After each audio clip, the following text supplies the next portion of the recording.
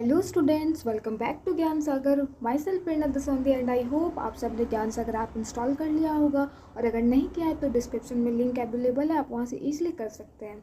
And I am here to discuss top 50 questions with answer back paper environmental studies and it is common for all. So let's start now. And Sagar sir unit 1 का करवा चुके हैं, ठीक है, आप वहाँ देख लीजिए। यूनिट 2 का भी वो करवा चुके हैं, पार्ट 1, और मैं करवा रही हूँ पार्ट 2। ओके, ठीक है, तो लेट्स स्टार्ट। तो स्टार्ट करने से पहले कुछ हम लोग थोड़ा जान जाएंगे कि इकोसिस्टम होता है क्या, इसके टाइप्स क्या क्या है, क्योंकि पूरा क्वेश्चन बेस्ड इसी पे रहेगा, जो थोड़ा हम लोग को बेसिक नॉलेज रहना चाहिए, ठीक है। सो यहाँ पे लिखा हुआ है, an ecosystem is community of living organism, plant, animal, microbes interacting with each other. Okay, हम लोग को पता है कि इकोसिस्टम कैसे क्रिएट होता है, तो इंटरेक्ट करता है। तो कौन करता है, तो लिविंग और नॉन लिविंग। कैसे करता है, देखो, जैसे कि हम लोग को जीने के लिए पानी चाहिए, खाना चाहिए, है कि नहीं। तो पानी क्या हो गया, अबायोटिक हो गया, है कि नहीं। लेकिन खाना क्या हो गया, बायोटिक हो गया। खाना मीन्स प्रोड्यूसर्स, जो पेड़ पौधे रहते हैं, वीट का पेड़, जैसे गेहूँ हम लोग को चाहिए। और इसमें क्या होता है, ट्रांसफ़र ऑफ एनर्जी होता है। कैसे एनर्जी उसमें रहता है, कंजर्व। तो हम लोग वीट को खाएंगे, ठीक है, वीट को खाएंगे तो उसमें वो प्रोड्यूसर है, उसमें भी एनर्जी कंजर्व्ड है। लेकिन जैसे ही उस वीट को हम लोग खाएंगे तो वो क्या हो जाएगा, एनर्जी हमारे ऊपर ट्रांसफ़र हो जाएगा, ठीक है। तो ऐसे ही क्या करते हैं हम लोग, इंटरेक्ट करते हैं एक दूसरे पर। हम लोग कैसे, किस पे डिपेंड है, तो इन्वायरमेंट पे डिपेंड है, अपने इकोसिस्टम पे डिपेंड है। एग्जाम्पल से समझते हैं, ठीक है। जैसे कि एक दोस्त है, दो दोस्त हैं, आप रहते हो राजस्थान में और मैं रहती हूँ झारखंड में। ओके, तो झारखंड में जैसा कि अभी हम लोग देख रहे हैं, इस बार बहुत बारिश हुई है, अच्छा खासा बारिश हुई है। तो बारिश हुआ है, लेकिन यहाँ तो बोलेगा, अब हम आपसे पूछेंगे कि उधर बारिश हुआ है, तो आप बोलोगे कि नहीं हुआ है। तो इधर बारिश हुआ है तो यहाँ का प्रोडक्टिविटी भी ज़्यादा होगा, जितना भी देखोगे आप एग्रीकल्चर में क्या होगा, प्रोडक्टिविटी अच्छा होगा। और यहाँ के क्या होंगे, अलग जो जानवर होंगे अलग सर्वाइव करेंगे, अलग जानवर, टाइप ऑफ एनिमल्स यहाँ पे सर्वाइव करते हैं। और राजस्थान में क्या करते हैं, अलग टाइप ऑफ एनिमल सर्वाइव करते हैं। वहाँ पे कैमल करते हैं और वहाँ का कैक्टस का पेड़ होता है, लेकिन उधर ये सब आपको नहीं मिलेगा। वहाँ पे वो लोग क्यों है, क्योंकि ऊँट बिना पानी के भी बहुत दिन रह सकता है, लेकिन यहाँ पे नहीं रह सकता। एक गाय हो गया, ये सब नहीं रह सकता, ठीक है।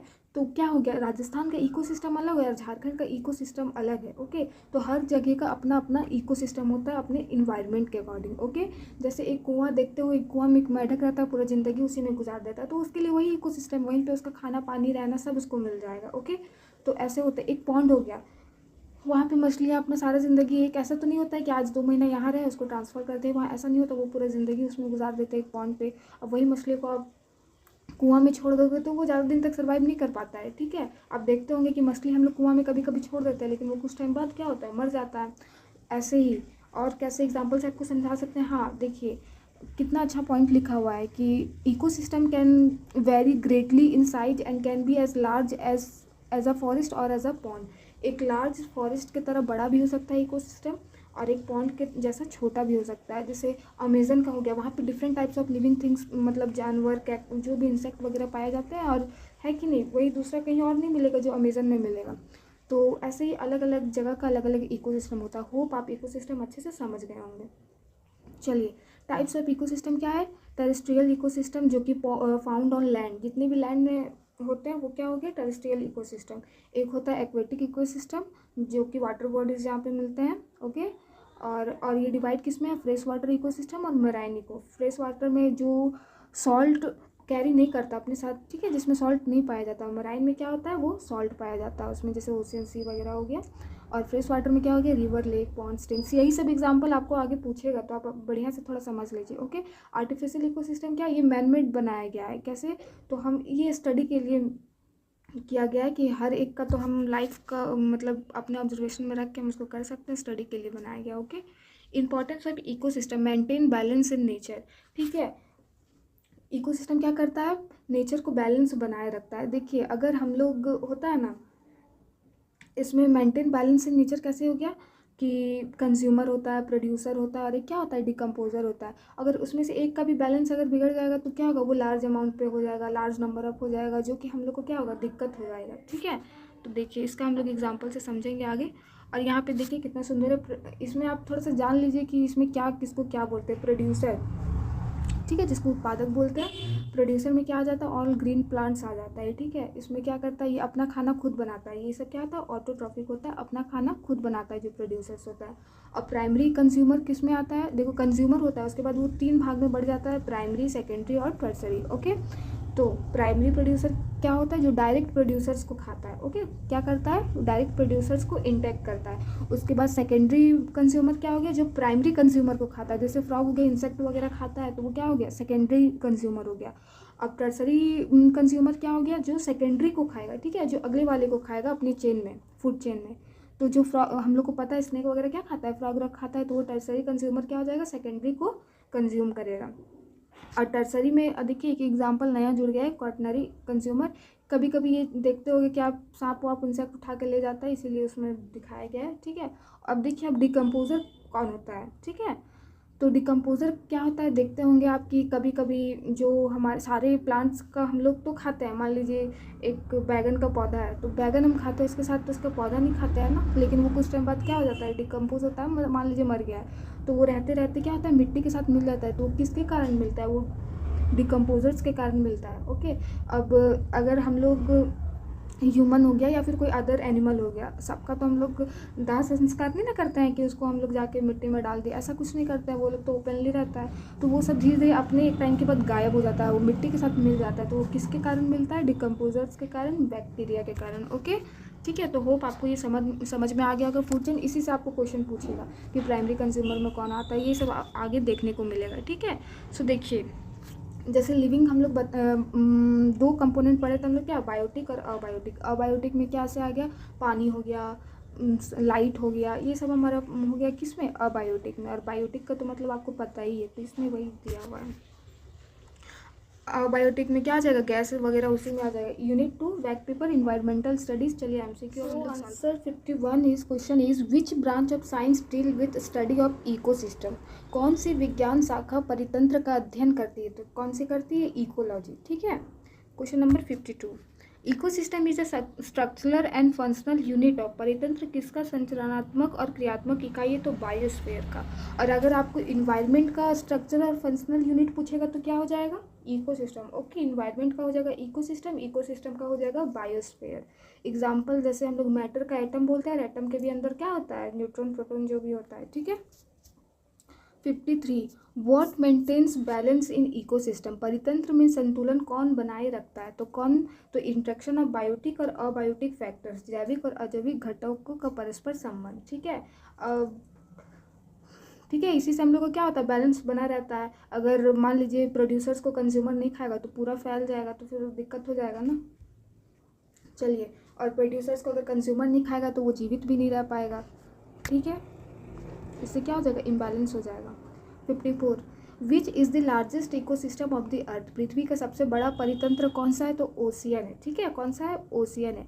विच इज़ द स्मॉलेस्ट इकोसिस्टम। सबसे छोटा परितंत्र कौन है, पॉन्ड है। तो इकोसिस्टम बहुत बड़ा भी हो सकता है, बहुत छोटा भी हो सकता है, ठीक है। अलग अलग जगहों पे अलग अलग अपना अपना इकोसिस्टम होता है। हमारे झारखंड का अलग है, और राजस्थान डेजर्ट एरिया में क्या होगा, अलग होगा। यहाँ पे इस बार बहुत बारिश हुआ है लेकिन वहाँ पे नहीं हुआ है, तो क्या हो गया, अलग अलग है हर जगह।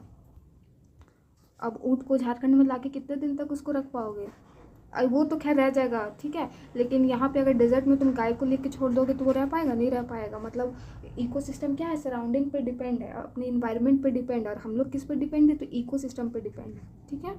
56 who defined ecology as a total relation of animals to their environment.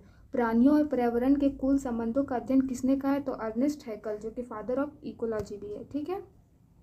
57 which type of ecosystem is self regulating. तो कौन सा हो जाएगा, नेचुरल इकोसिस्टम। कौन सा परितंत्र स्वयं नियंत्रित होता है, तो natural ecosystem, okay. 58 which type of,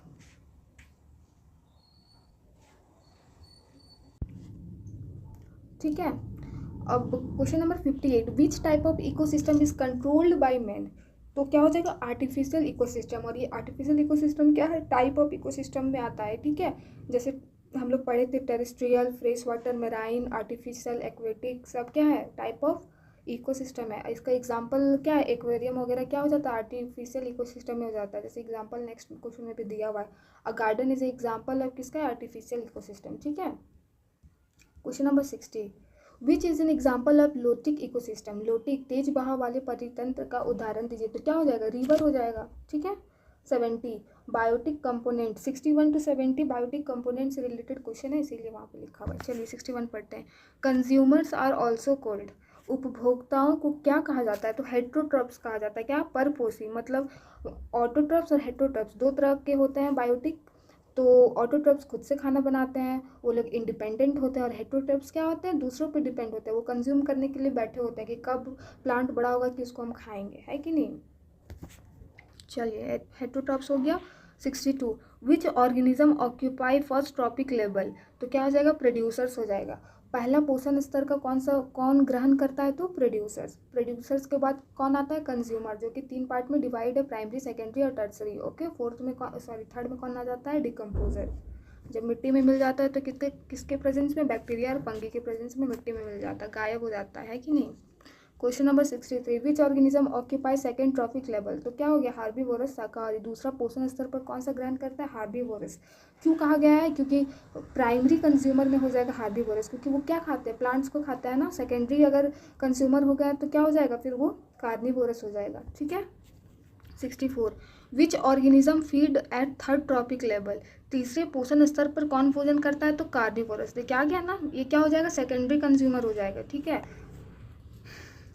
65 example of decomposer, तो कौन है, बैक्टीरिया और फंगी है, जीवाणु व कवक। Okay. 66 which organism recycle nutrients back to soil, पोषक तत्वों को मृदा में लौटाने वाले जीव कौन होते हैं, तो decomposer.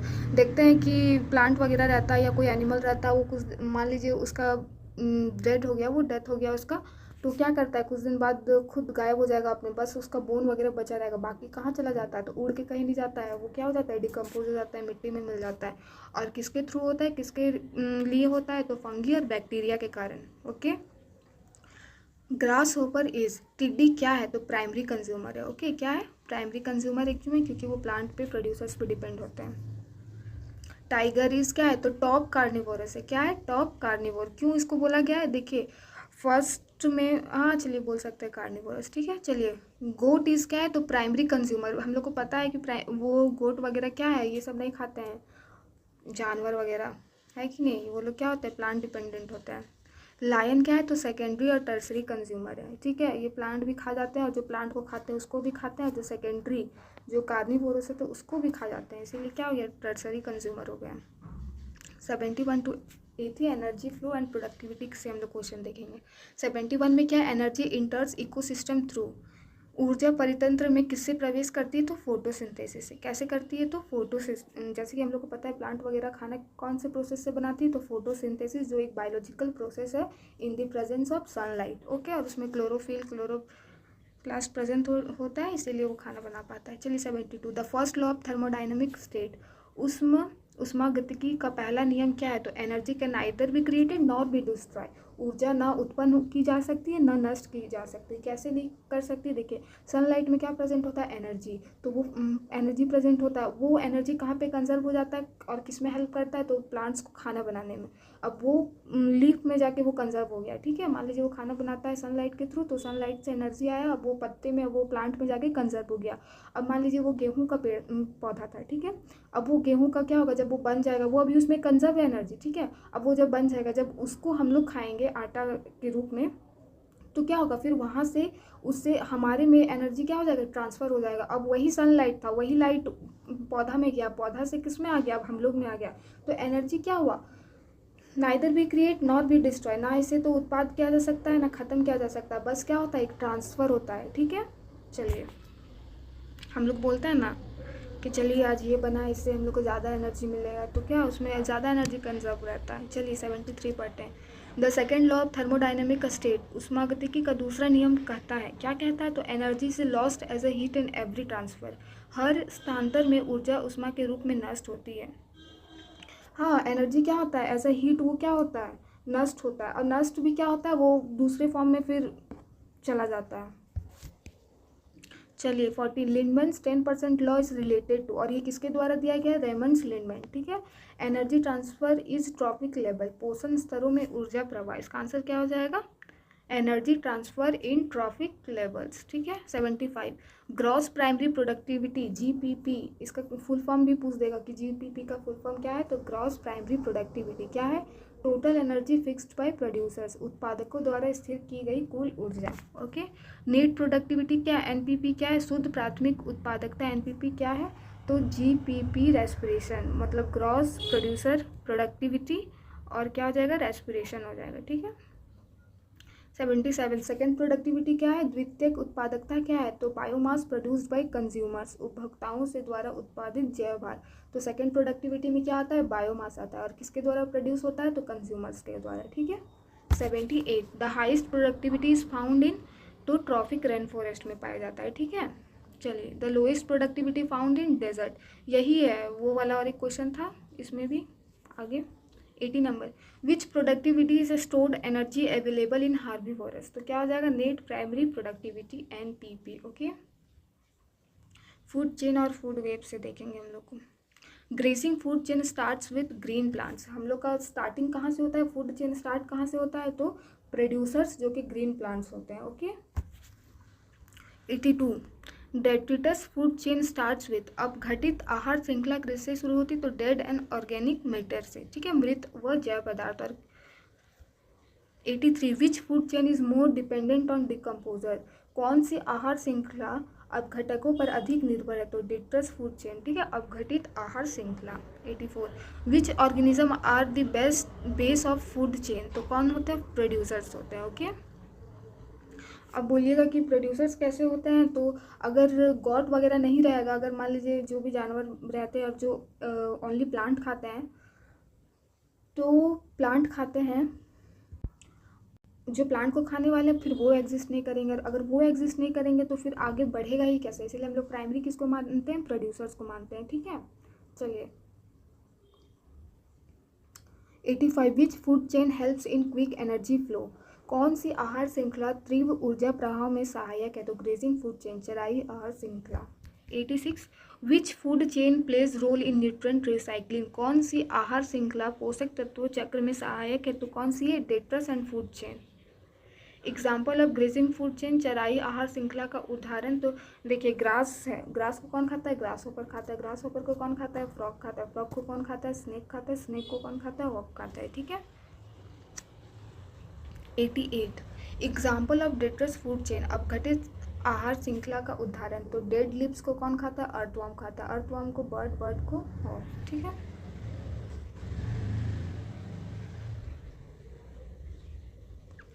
Which is more stable food chain और फूड वेब, तो कौन ज़्यादा स्टेबल है, फूड चेन या फूड वेब, तो ऑब्वियस कौन सा है, फूड वेब है, ठीक है।